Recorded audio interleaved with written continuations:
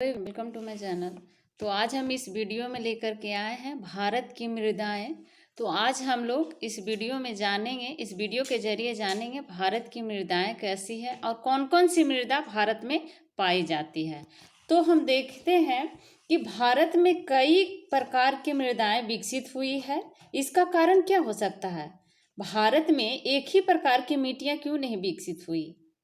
कई प्रकार की मिट्टियां विकसित होने का कारण क्या हो सकता है? तो आइए आज हम जानते हैं कि भारत में कई प्रकार के अनेक प्रकार की मृदाएं विकसित हुई है। तो इसका कारण ये हो सकता है कि भारत में अनेक प्रकार की उच्चावच है, भू आकृतियां हैं, जलवायु है और वनस्पतियां पाई जाती है, जिसके कारण भारत में अनेक प्रकार की मृदाएं विकसित हुई है। तो इसका अनेक प्रकार की मृदाएं विकसित होने का मुख्य कारण यही हुआ कि भारत में अनेक प्रकार के उच्चावच, भू आकृतियां, जलवायु और वनस्पतियां पाई जाती है। तो अनेक प्रकार के भू आकृतियां और जलवायु, वनस्पतियां और उच्चावच पाई जाने के कारण भारत में अनेक प्रकार की मृदाएं भी विकसित हुई है। तो यही कारण है कि भारत में अनेक प्रकार की मृदाएं विकसित हुई है। तो जो मृदा विकसित हुई है, भारत की मृदा कौन कौन सी हैं, कौन कौन सी मिट्टियां हैं भारत में, तो आइए उसके बारे में जानते हैं। तो भारत में कई प्रकार के मुख्य रूप से कई पांच प्रकार के मिट्टियां विकसित हुई है। जैसे हो गया जलोढ़ या खादर मिट्टी, जिसको बोलते हैं जलोढ़ या खादर मिट्टी, जिसको एलुवियल सॉइल बोला जाता है। और दूसरी है कि काली मिट्टी या फिर रिंगूर मिट्टी भी इसको बोला जाता है, काली मिट्टी को, जिसको ब्लैक सॉइल भी कहा जाता है। और लाल मिट्टी तो रेड सॉइल हो गया, मरुस्थलीय मिट्टी हो गया, डेजर्ट सॉइल, और लेटेराइट मिट्टी भी पाया जाता है, तो लेटेराइट सॉइल हो गया। तो जलोढ़ या खादर मृदा, लेटेराइट मृदा, काली या रेंगूर मृदा, लाल या पीली मृदा भी होता है, और मरुस्थलीय मृदा। तो इस प्रकार हम देखते हैं कि भारत में मुख्य रूप से 5 प्रकार की मृदाएं पाई जाती है। तो सबसे पहले हम लोग जानते हैं जलोढ़ मृदा किसको कहते हैं। जलोढ़ या खादर मृदा जो है उसके बारे में आज हम लोग जानते हैं, एलुवियल सॉइल के बारे में जानते हैं। तो आइए देखते हैं एलुवियल सॉइल की क्या खासियत है, क्या गुण है इसमें। तो आइए देखते हैं। एलुवियल सॉइल जो है, जलोढ़ मृदा है, यह मृदा विस्तृत रूप से फैली हुई है। बहुत ज़्यादा भारत में जलोढ़ मृदा देखने को मिलता है, और यह देश की महत्वपूर्ण मृदा है, सबसे महत्वपूर्ण मृदा है, सबसे महत्वपूर्ण मिट्टी है जलोढ़ मिट्टी देश में, भारत में, क्योंकि बहुत ही उपजाऊ होता है जलोढ़ मिट्टी। तो वास्तव में संपूर्ण उत्तरी मैदान, भारत का उत्तरी भाग को अगर हम देखें तो संपूर्ण उत्तरी मैदान जलोढ़ मृदा से बना हुआ है। भारत का संपूर्ण उत्तरी मैदान को अगर हम देखते हैं तो वहाँ पर जलोढ़ मृदा देखने को मिलता है। उत्तरी मैदान जो है भारत का जलोढ़ मृदा से बना हुआ मैदान है, और यही कारण है कि भारत का उत्तरी मैदान बहुत ही उपजाऊ है। तो यह मृदाएं यानी जलोढ़ मृदा जो है, एलुवियल सॉइल जो है, हिमालय की 3 महत्वपूर्ण नदी तंत्र है। वह है सिंधु नदी, गंगा नदी और ब्रह्मपुत्रा नदी। तो सिंधु नदी, गंगा नदी और ब्रह्मपुत्रा नदी जो है भारत के हिमालय की 3 जो महत्वपूर्ण नदी तंत्र है, सिंधु, गंगा, ब्रह्मपुत्र। तो ये तीनों नदियों द्वारा लाई गई निक्षेपों से बनी, जो नदी द्वारा बहा करके जो निक्षेप लाई गई होती है उससे बनी होती है ये जलोढ़ मिट्टी। तो एक संकरे गलियारे के द्वारा ये मृदाएं, जलोढ़ मिट्टी जो जल के द्वारा बहा करके लाया जाता है, तो एक संकरे गलियारे के द्वारा ये मृदाएं राजस्थान और गुजरात तक फैली हुई है। राजस्थान और गुजरात तक यह फैली हुई है। और पूर्वी तटीय मैदान, विशेषकर महानदी, गोदावरी, कृष्णा और कावेरी नदी, अगर भारत के पूर्वी तट को हम देखें, पूर्वी तटीय मैदान को देखें, तो विशेष करके महानदी, गोदावरी, कृष्णा और कावेरी नदियां जो है, इससे भी जलोढ़ मिट्टी, इसके द्वारा भी जलोढ़ मिट्टी से मैदान बना हुआ है। तो ये जो नदियां हैं, गोदावरी, कृष्णा, कावेरी और महानदी, तो ये नदियों के डेल्टा भी जलोढ़ मृदा से ही बना हुआ है। पूर्वी तटीय मैदान, भारत के पूर्वी तटीय मैदान और भारत के उत्तरी मैदान पूरा का पूरा जलोढ़ मिट्टी से बना हुआ है। तो भारत के जो उत्तरी मैदान है, तीन हिमालय की तीन महत्वपूर्ण नदी तंत्र जो है, सिंधु, गंगा और ब्रह्मपुत्रा, तो ये तीनों नदियों से बहा करके जो निक्षेप जो लाई गई है, तीनों नदियों द्वारा निक्षेपों से जो बना हुआ है, उस वह जो है जलोढ़ मिट्टी, एलुवियल सॉइल से बना हुआ मैदान है।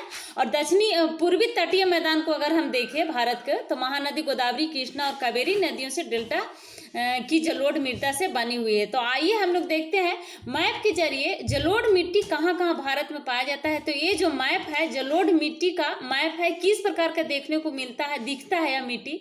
तो देखिए इस मानचित्र के जरिए हम ये जलोढ़ मिट्टी को देखते हैं। तो इसका जो इस प्रकार से जलोढ़ मिट्टी जो आप मैप में देख रहे हैं, इस प्रकार से जलोढ़ मिट्टी दिखता है। तो जलोढ़ मृदा में रेत होता है, रेत पाया जाता है, छोटा छोटा भी और बड़ा बड़ा भी। तो जलोढ़ मिट्टी भी दो प्रकार के पाया जाता है, जिसमें बड़े बड़े रेत होते हैं और जिसमें छोटे छोटे रेत होते हैं। तो आगे हम जानेंगे।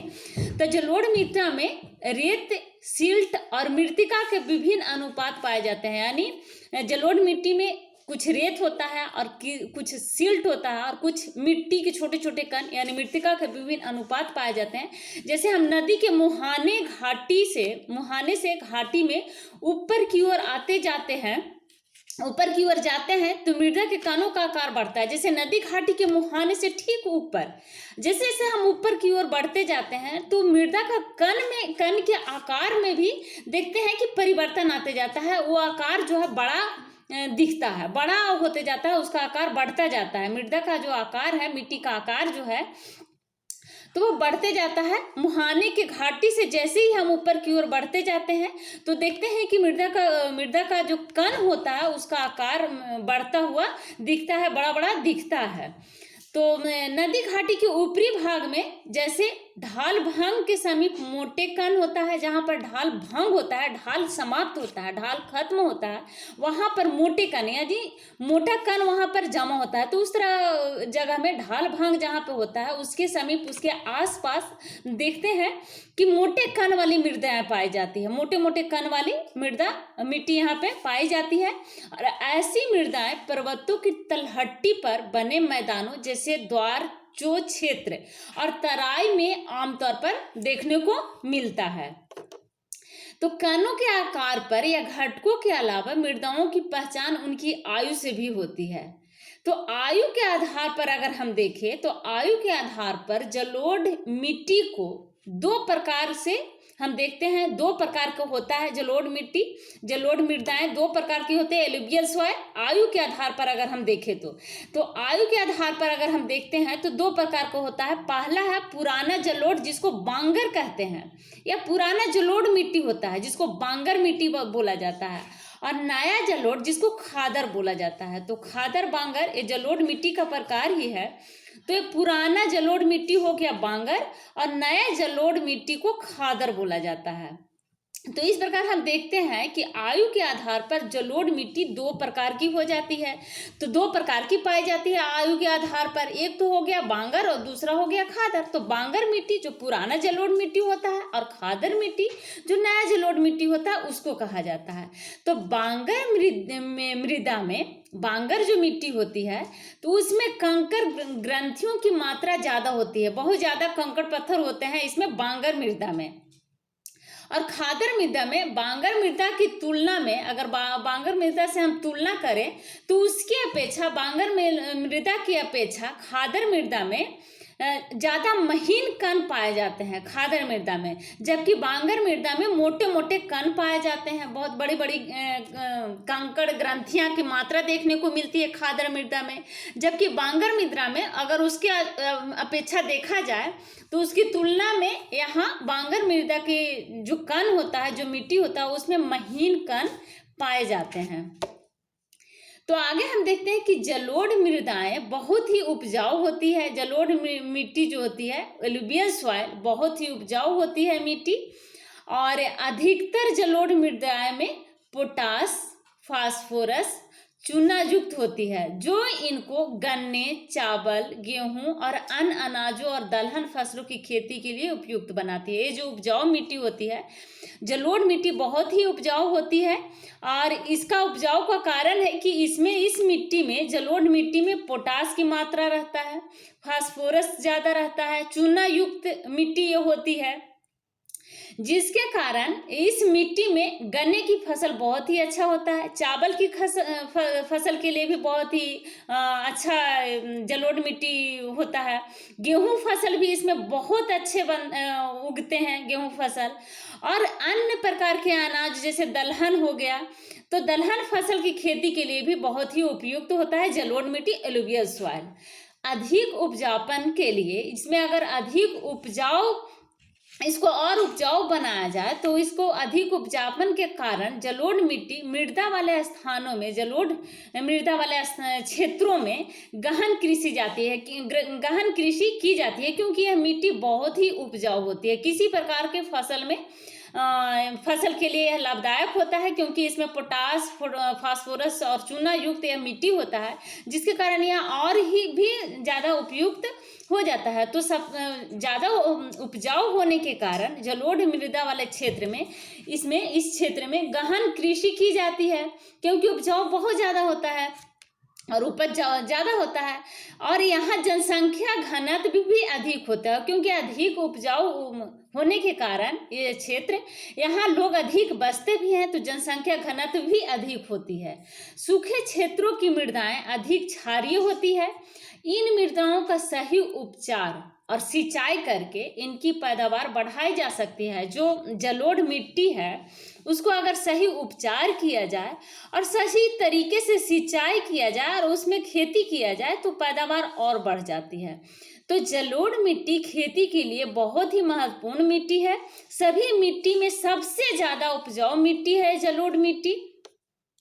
तो जलोढ़ मिट्टी में सभी प्रकार के फसल के लिए जलोढ़ मिट्टी बहुत ही महत्वपूर्ण होता है। इसमें गन्ने, चावल, गेहूं और अन्य प्रकार के दलहन फसलों के लिए भी बहुत ही उपयुक्त मानी जाती है जलोढ़ मिट्टी, क्योंकि यह मिट्टी बहुत ही उपजाऊ होता है, जिसके कारण इसमें फसल अधिक होती है।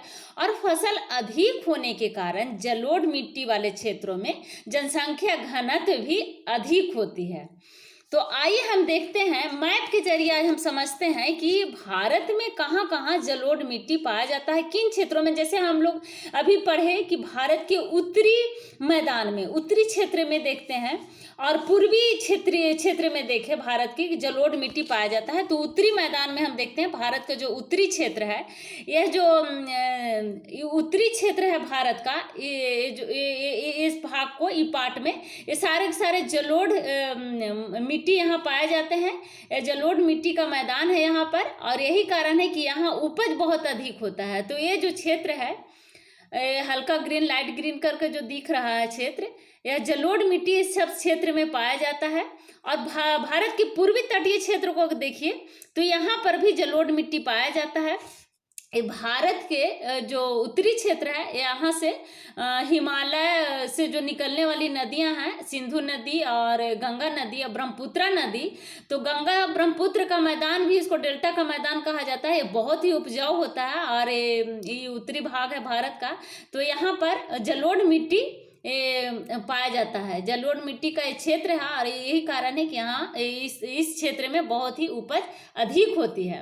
और भारत के पूर्वी तट को अगर हम देखें तो पूर्वी तटीय क्षेत्र में भी, इस क्षेत्र को देख लीजिए, यहाँ पर भी जलोढ़ मिट्टी पाया जाता है। और यही कारण है कि यहाँ पर बहुत ही उपजाऊ उपज अधिक होती है इस क्षेत्र में। पूर्वी घाट देख लीजिए, भारत का पूर्वी घाट होता है, पश्चिमी घाट। तो भारत का पूर्वी तटीय क्षेत्र में पूर्वी घाट की ओर तरफ देखिए, तो यहाँ पे जलोढ़ मिट्टी का मैदान है और यही कारण है कि यहाँ पे उपज अधिक होती है। तो किसी प्रकार की फसल के लिए जलोढ़ मिट्टी बहुत ही महत्वपूर्ण होता है, बहुत ही उपजाऊ मिट्टी होता है, और किसी भी प्रकार का फसल का उपज यहाँ इस तरह का क्षेत्र में, जलोढ़ मिट्टी वाले क्षेत्र में अधिक उपज होती है। तो यही कारण है, अधिक उपज के कारण भी यहाँ पे जनसंख्या घनत्व अधिक होती है, क्योंकि उपज अधिक होने के कारण यहाँ लोग अधिक बसते हैं। तो अभी अभी हम लोग जाना जलोढ़ मिट्टी के बारे में। आगे हम लोग देखते हैं काली मिट्टी, काली मृदा के बारे में हम लोग जानते हैं।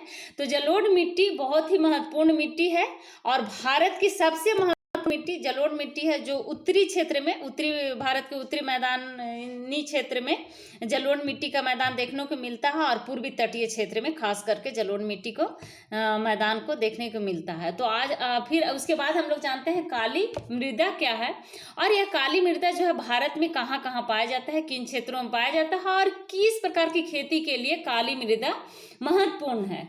तो देखते हैं इन मृदाओं का। जो काली मृदा है इसका रंग काला होता है, यही कारण है कि इसको काली मृदा कहा जाता है। काली मृदा को ब्लैक सॉइल जिसको बोलते हैं, या फिर रेंगूर मिट्टी भी कहा जाता है। काली मृदा को, काली मिट्टी को रेंगूर मिट्टी, ब्लैक सॉइल जिसको बोला जाता है। तो इसका रंग काला होने के कारण इसको ब्लैक सॉइल कहा जाता है, या फिर इसको रेगर भी कहा जाता है, रेगर मृदाएं भी कहा जाता है। या रेगर या रेंगूर एक ही हुआ, तो रेंगूर, रेगूर या फिर रेगर मिट्टी इसको कहा जाता है, काली मिट्टी को। और काली मृदा जो है कपास की खेती के लिए खास करके बहुत ही महत्वपूर्ण होता है। यह कपास की खेती के लिए, यही कारण है कि गुजरात में कपास की खेती होता है, तो इसे पता चल जाता है कि गुजरात में किस प्रकार की मिट्टी होगी, तो काली मिट्टी होगी।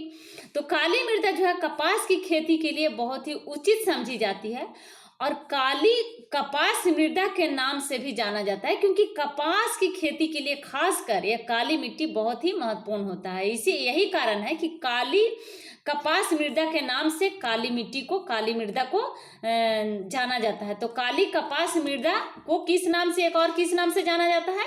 काली मृदा को काली कपास मृदा के नाम से जाना जाता है। काली मृदा को रेगर मृदा भी कहा जाता है, काली मृदा को रेगूर मृदा भी कहा जाता है, ब्लैक सॉइल भी कहा जाता है।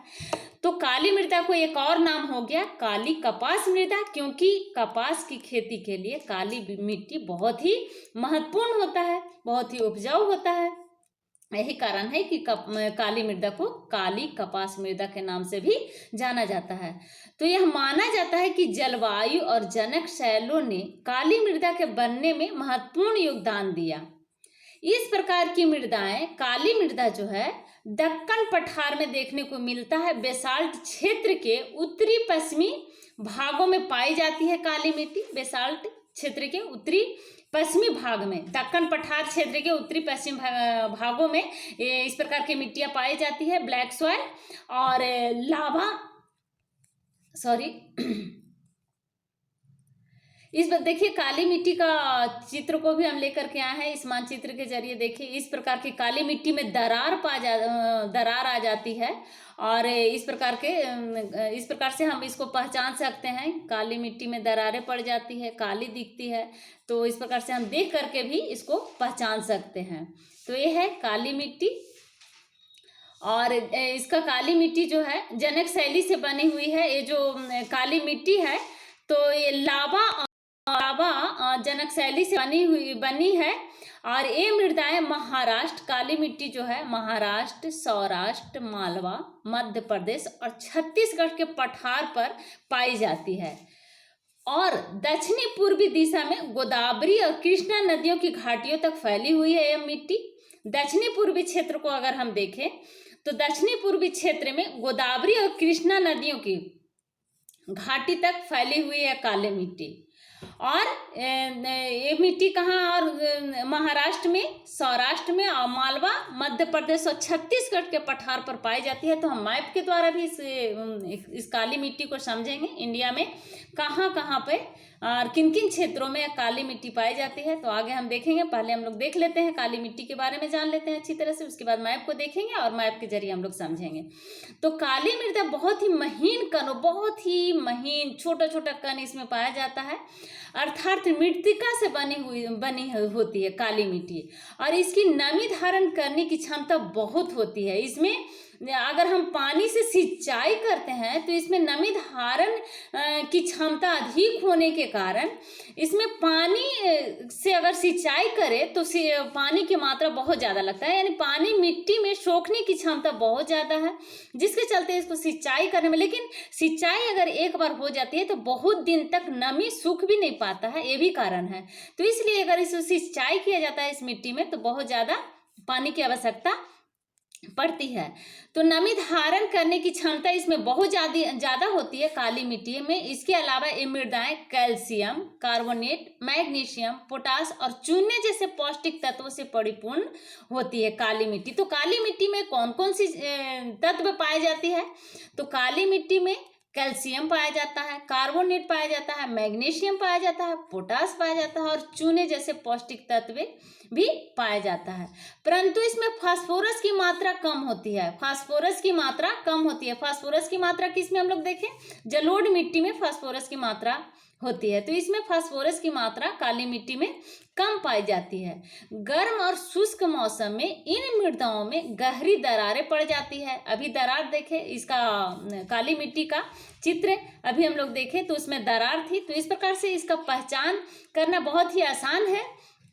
दरार पड़ जाती है। दरार पड़ने का मुख्य कारण यह है कि गर्म और शुष्क मौसम में यह मिट्टी में बहुत छोटे छोटे कण से बने होने के कारण इसमें गहरी दरार पड़ जाती है काली मिट्टी में। और इसकी पहचान भी पहचानने में यही कारण है कि इसको आसानी से पहचाना जा सकता है, जिसमें जो है जो दरार गहरी दरार पड़ जाती है जिससे इनमें अच्छी तरह वायु मिश्रण हो जाता है दरार पड़ने के कारण।